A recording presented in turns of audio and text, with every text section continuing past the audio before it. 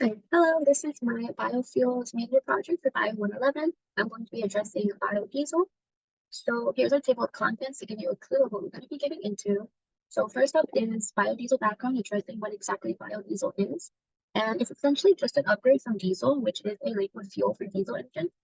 Diesel is made up of crude oil and it contributes to the ground level ozone production. It has a lot of waste and pollution in the air, which is bad. So biodiesel was made not necessarily as a replacement, but more so as an upgrade. And this is considering that biodiesel isn't completely just biodiesel, it's also mixed in with diesel itself. So you can have different percentages of how pure biodiesel is. And then biodiesel sparked during World War II when petroleum-based fuel was low. But after that, it was pretty much forgotten, and it only came up in the recent years. So next is production, how biodiesel is made. Biodiesel is made through the process of transesterification. So animal, plant, and cooking oil can be used and mixed with methyl or ethyl alcohol and a lot of catalysts. The glycerin from the fatty acid molecules are broken down, which is right here when the alcohol is mixed in. And then that mixture will then float to the bottom, and then the biodiesel itself will float to the top, which it can be collected and then used either by itself, which is B100, or it can be mixed with diesel. And then the glycerine is typically either disposed of or recycled. So next is the biodiesel development. How much is it being produced? And I'm going to be using data for the United States. And it is currently being mass produced. You can see on the charts that there are 72 total biodiesel plants active as of January 2022. And then if you look at the other chart, you can see that the US produced a peak of 2.6 billion gallons from 2018 to 2020. But then around here that there's a sharp decline in 2020, and that's due to COVID-19 hitting, and production's dropped. And production hasn't really picked up back in that 2.6 billion area, and that's not because biodiesel is doing bad. It's because that another biofuel recently took the spotlight, and that's renewable diesel. Renewable diesel and biodiesel are not the same thing. Now we can address the impact of biodiesel on the US, which for its carbon footprint has actually been overall positive. B100, which is just fuel with 100% biodiesel, eliminates all sulfur emissions and half of carbon monoxide and smog emissions. It also reduces hydrocarbon emissions by 75 to 90% and carbon dioxide by more than 75%.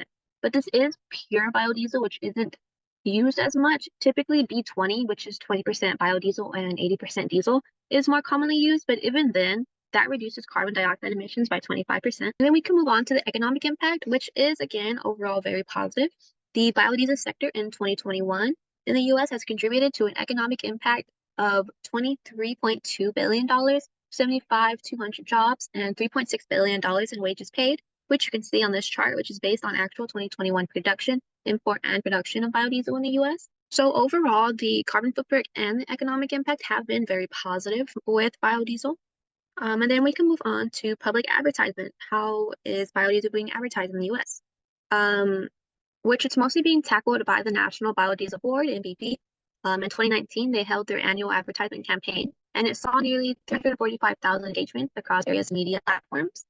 And then again, in March 2021, they held the same annual campaign.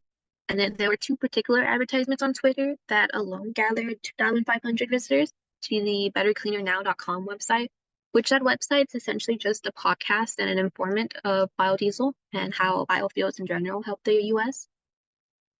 And then you can see here some advertisements that were released. And then finally, we get to our plan of action, like what are the next steps regarding biodiesel, which we've determined that biodiesel is a very effective biofuel. And then based on the carbon emission impact, even using a small amount of biodiesel, B20 has very positive effects on the environment. So implementing biodiesel should be the next step, as well as increased advertising and marketing efforts to bring more attention. But then we also have to address the fact that not everybody has access to diesel engines, since biodiesel is exclusive only to vehicles that can take it. So a step to help our environment overall is to make use of more public transportation, electric-powered vehicles, and transportation that doesn't need fuel, such as bikes. So to summarize, we've determined that biodiesel is in fact a very effective biofuel, and we should be advertising it more, as well as cutting down on our fossil fuel use. And then the next two slides are my reference pages, referencing where I got all of my data and the graphs that were used from different websites and documents. And then that's going to be all. I hope you enjoyed. Thank you for listening, and get going.